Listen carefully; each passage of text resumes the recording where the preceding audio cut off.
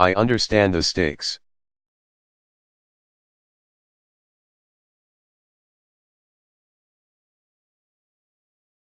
I understand the pressure that Republican senators are, undoubtedly, under.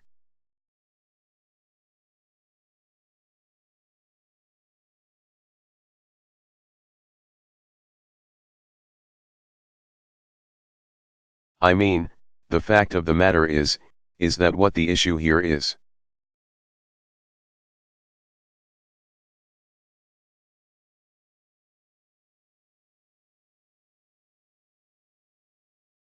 Is that the court is now divided on many issues. This would be a deciding vote.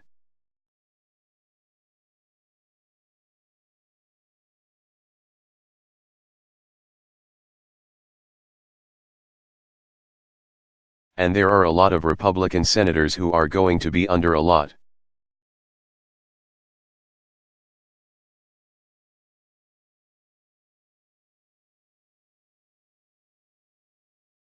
of pressure from various special interests and various constituencies, and many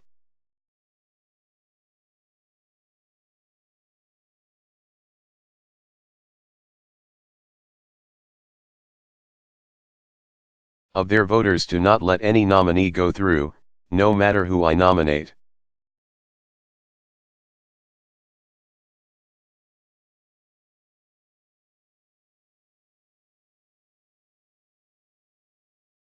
But that's not how the system is supposed to work.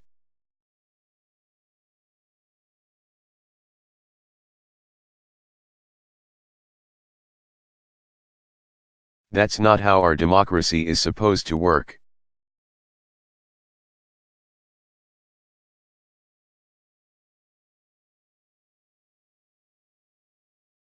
And I intend to nominate in due time a very well qualified candidate.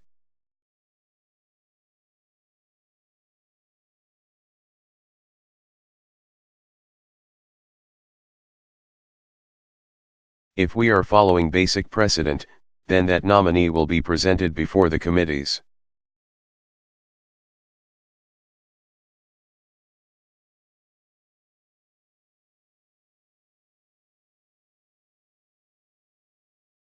The vote will be taken, and ultimately, they'll be confirmed.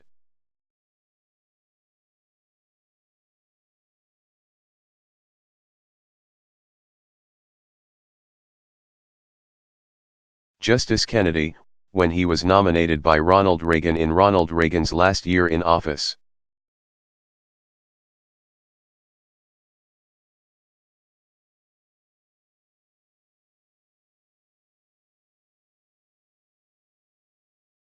A vote was taken, and there were a whole lot of Democrats who I'm sure did not agree with Justice.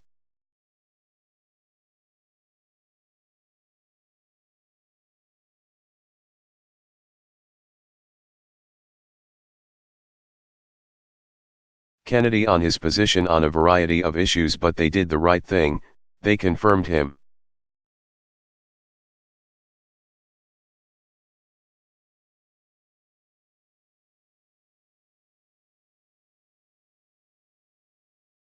And if they voted against him, they certainly didn't mount a filibuster to block a vote from even coming up.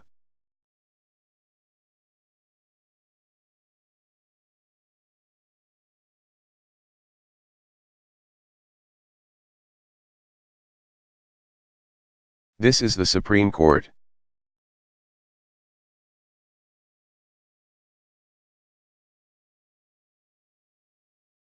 The highest court in the land. It's the one court where we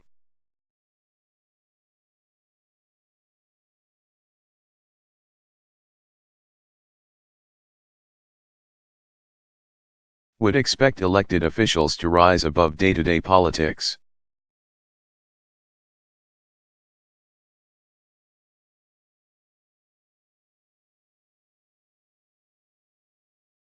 And this will be the opportunity for senators to do their job.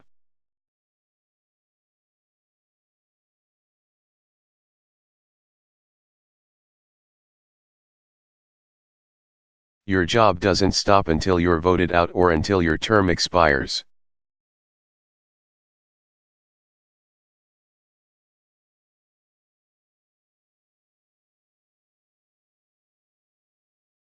I intend to do my job between now and January 20th of 2017. I expect them to do their job as well.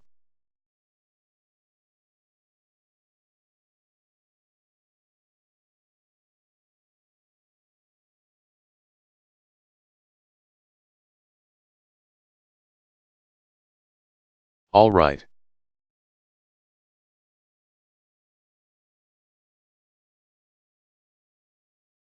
Let's see who we've got here. Jeff Mason.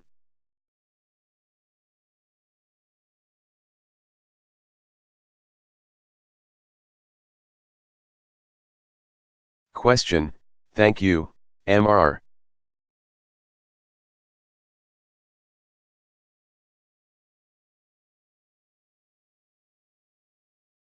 President. Following up on that.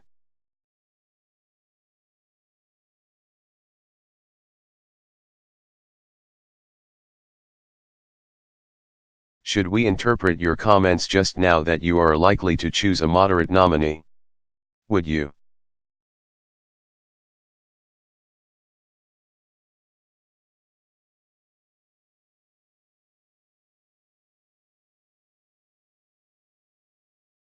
President Obama, no.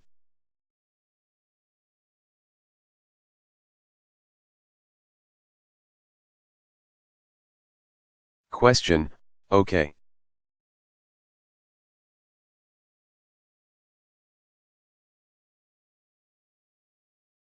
President Obama, I don't know where you found that.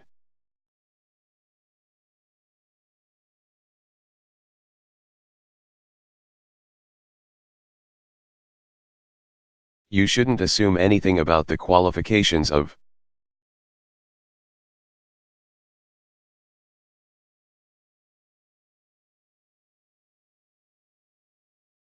the nominee other than they're going to be well qualified.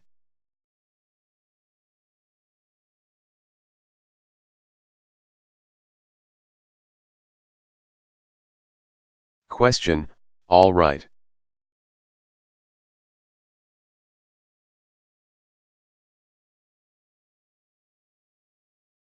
President Obama, okay.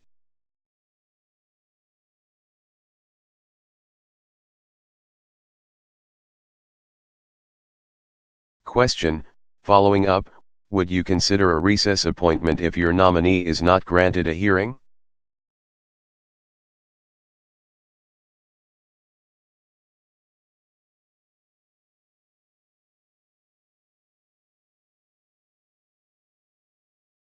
President Obama, I think that we have more than enough time to go through regular order, regular processes.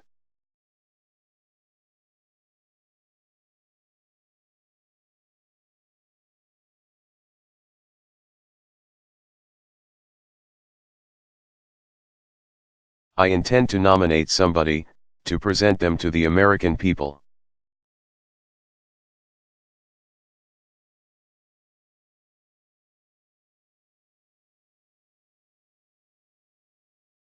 To present them to the Senate. I expect them to hold hearings. I expect there to be a vote.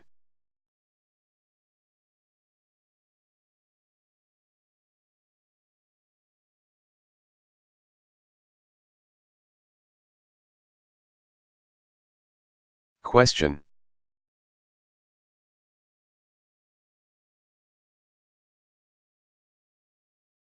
President Obama, full stop.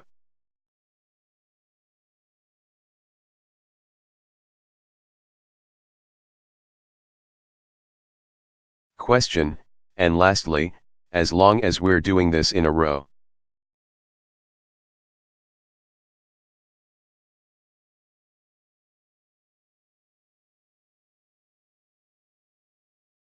How do you respond to Republican criticism that your position is undercut by the fact that you and other members of your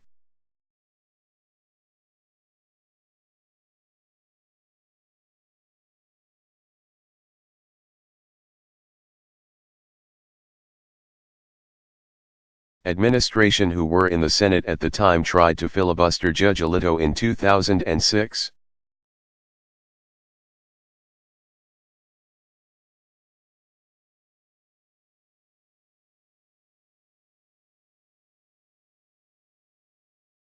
President Obama, look, I think what's fair to say is that how judicial nominations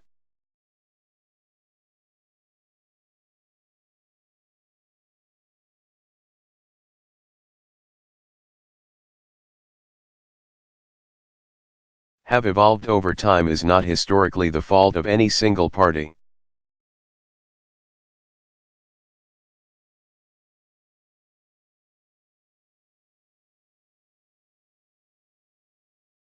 This has become just one more extension of politics.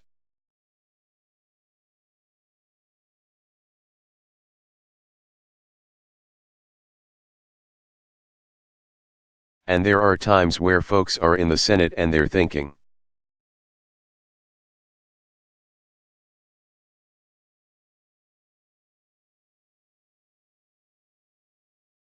as I just described, primarily about, is this going to cause me problems in a primary?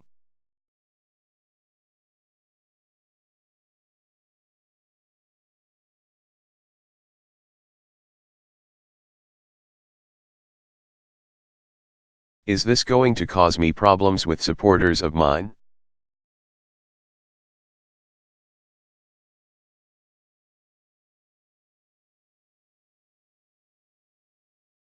And so people take strategic decisions. I understand that.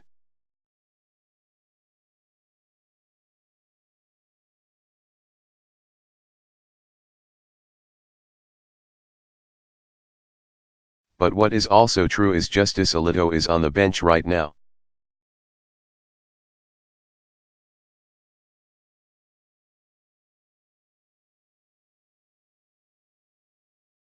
I think that, historically, if you look at it, regardless of what votes particular senators have taken,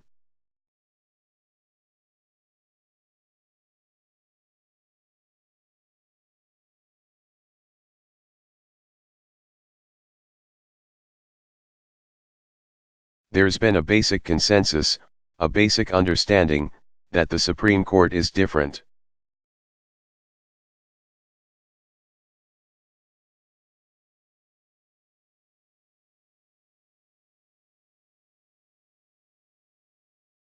And each caucus may decide who's going to vote where and what, but that basically you let the vote come up.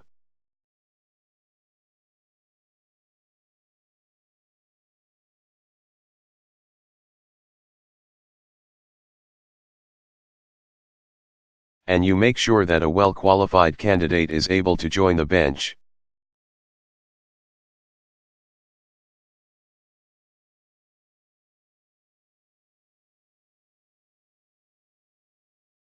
Even if you don't particularly agree with them.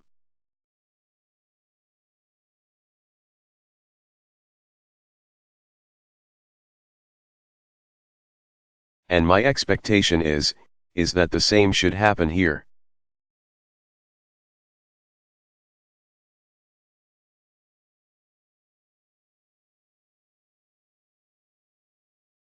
Now, this will be a test, one more test of whether or not norms,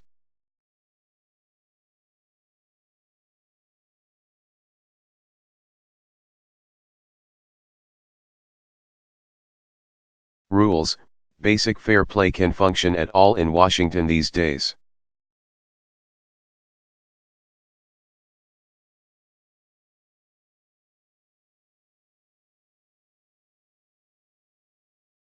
But I do want to point out, this is not just the Supreme Court.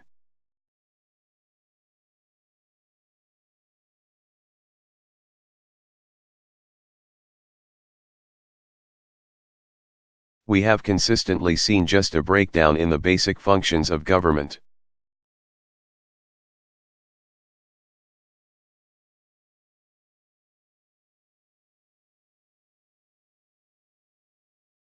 Because the Senate will not confirm well-qualified nominees even when they're voted out of committee.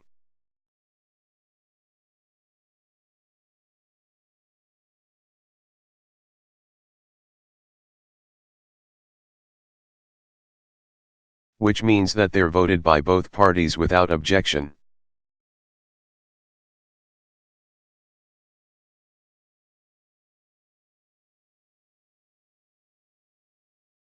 And we still have problems, because there's a certain mindset that says we're just going to grind the system down to a halt.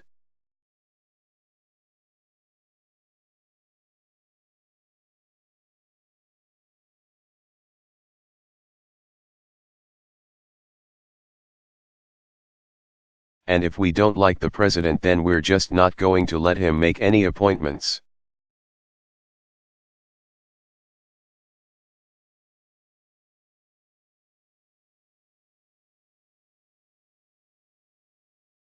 We're going to make it tougher for the administration to do their basic job.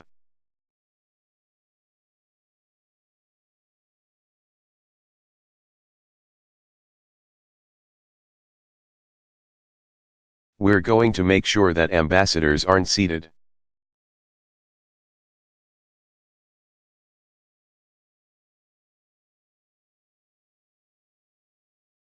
Even though these are critical countries and it may have an effect on our international relations.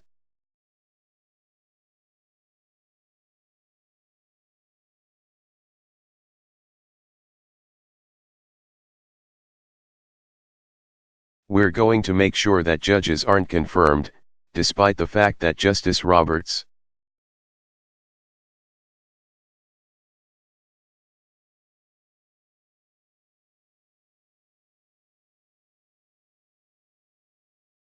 himself has pointed out there's emergencies in courts around the country because there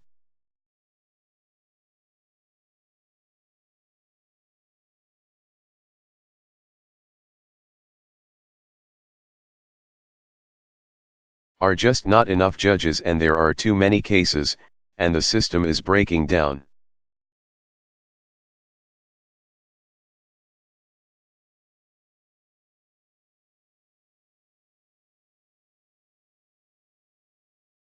So this has become a habit.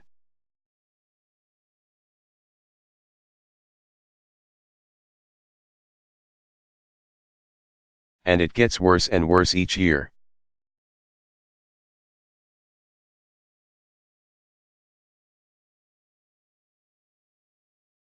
And it's not something that I have spent a huge amount of time talking about, because, frankly,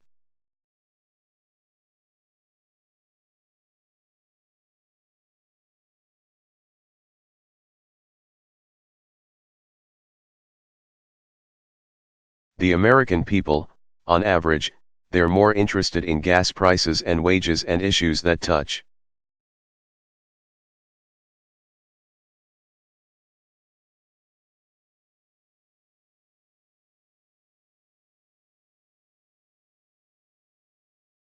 on their day-to-day lives in a more direct way, so it doesn't get a lot of political attention.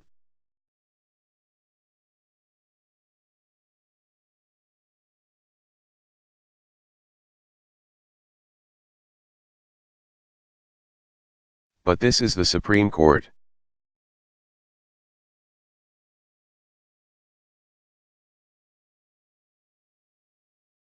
And it's going to get some attention.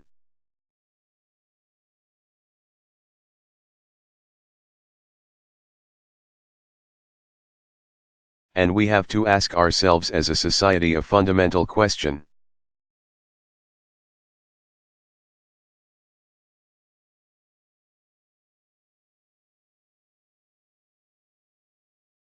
Are we able to still make this democracy work the way it's supposed to, the way our founders envisioned it?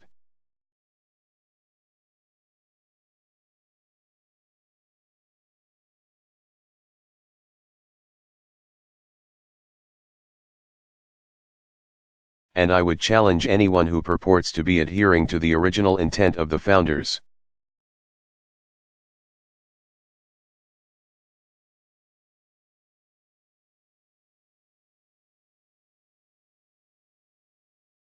Anybody who believes in the Constitution, coming up with a plausible rationale as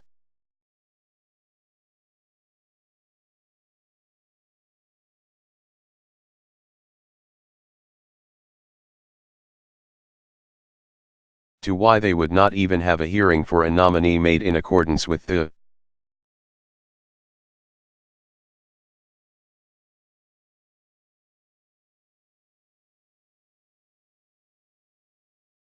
Constitution by the President of the United States with a year left, practically, in office.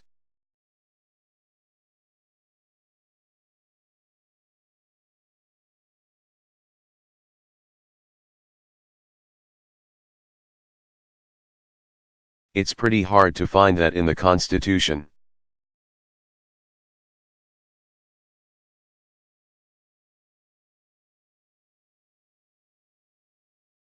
All right.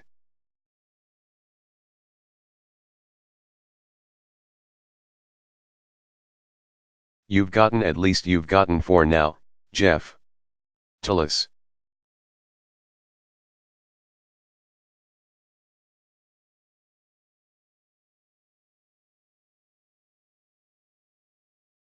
Question, thank you, Mr.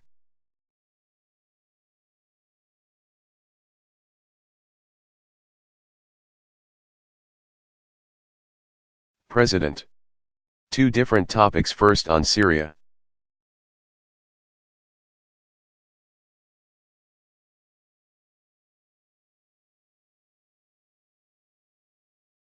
Last year, when President Putin was about to enter into Syria,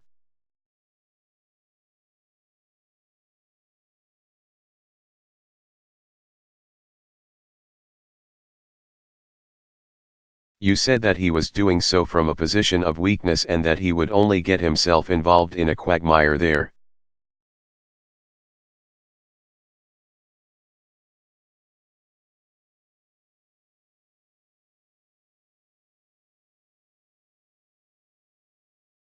Now, with Aleppo about to fall, it seems like President Putin is basically getting one of his goals.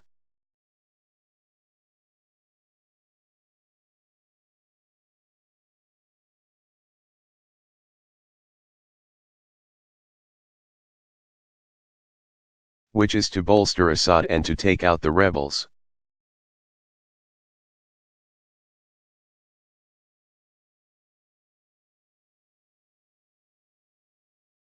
Which the US is backing. How do you respond to critics who say that you have been outfoxed by Putin?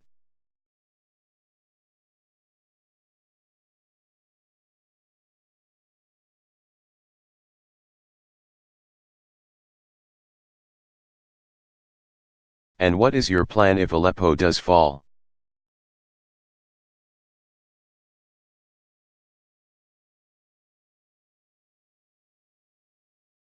Do you plan to step up military action to help the rebels in Syria, who you have said are key to taking on ISIS?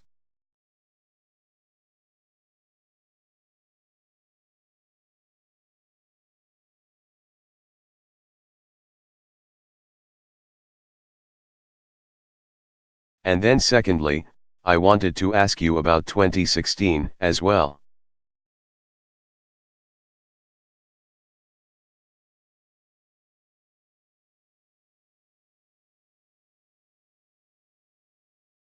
President Obama, okay, this is getting to be a lot of questions here.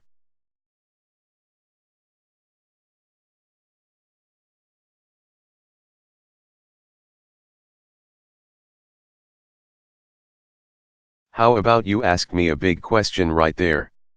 How about I just answer that one?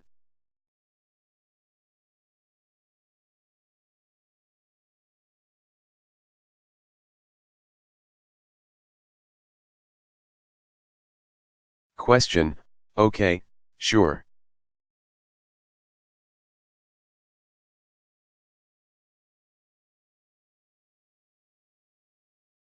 President Obama, all right.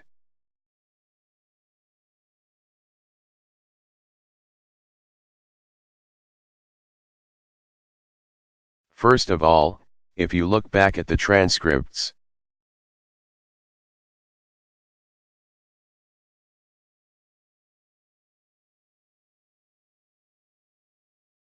what I said was that Russia has been propping up Assad this entire time.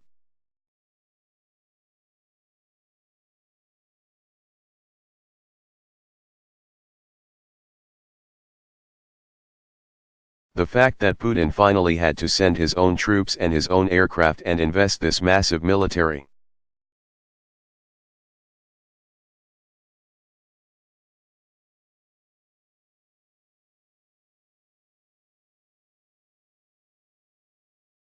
Operation was not a testament to a great strength, it was a testament to the weakness of Assad's position.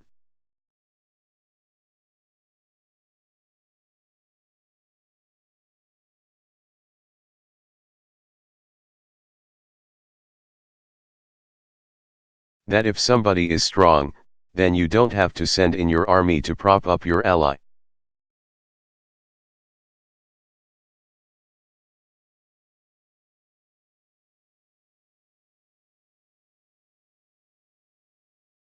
They have legitimacy in their country and they are able to manage it theirself.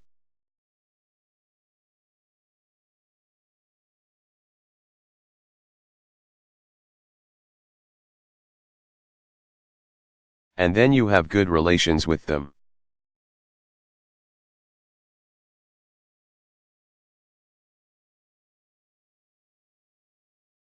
You send in your army when the horse you're backing isn't effective. And that's exactly what's happened.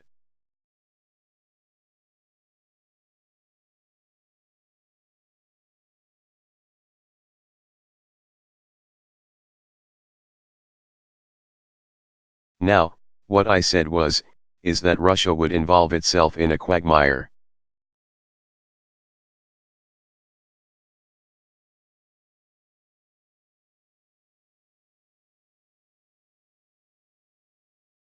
Absolutely, it will. If there's anybody who thinks that somehow the fighting ends because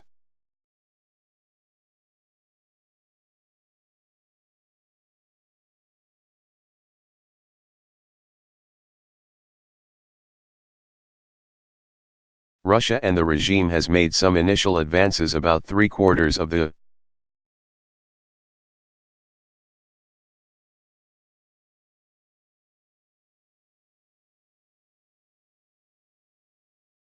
country is still under control of folks other than Assad.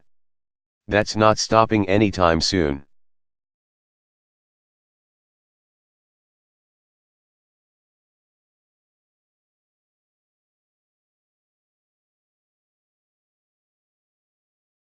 I say that, by the way, with no pleasure.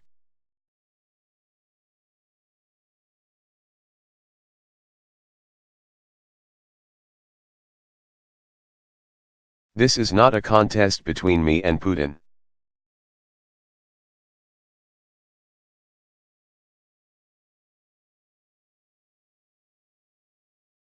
The question is, how can we stop the suffering, stabilize the region?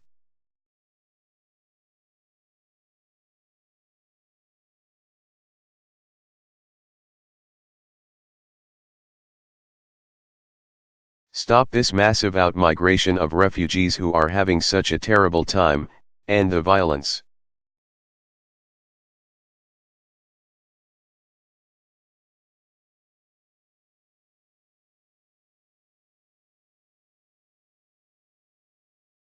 Stop the bombing of schools and hospitals and innocent civilians, stop creating a safe haven for ISIS.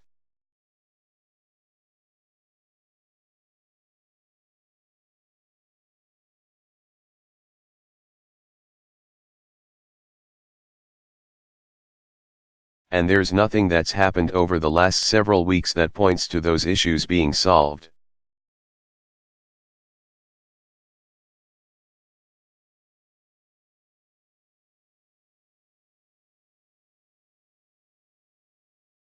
And that is what I mean by a quagmire.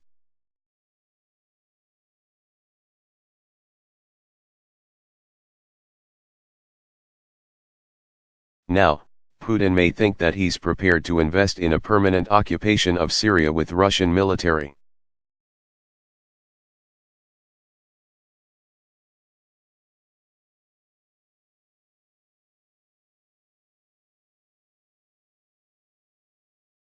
That's going to be pretty costly. That's going to be a big piece of business.